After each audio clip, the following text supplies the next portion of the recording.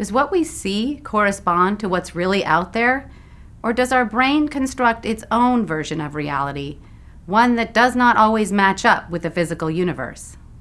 Check me out, for example. I am the same size here as I am over here, but over here I look much larger.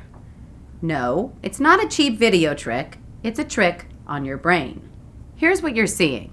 The me over here is indeed projecting a smaller image onto your retina, the region of light detecting cells at the back of your eye.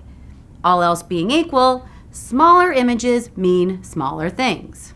Here, I'm in no danger of hitting my head on the ceiling. But over here, I am ducking. Ceilings are useful visual landmarks for judging size.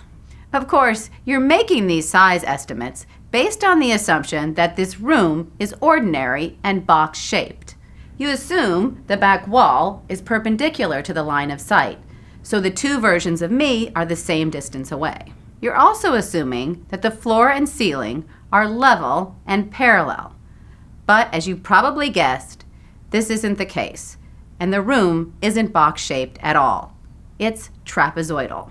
The back left corner of the room is much farther away than the right. Since I'm farther away over here, my image is smaller, although I'm definitely not. The ceiling cue is also misleading. The floor actually slants upward and the ceiling downward from left to right, making my head much closer to the ceiling when I'm over here. Why couldn't you see these things and adjust your size estimates?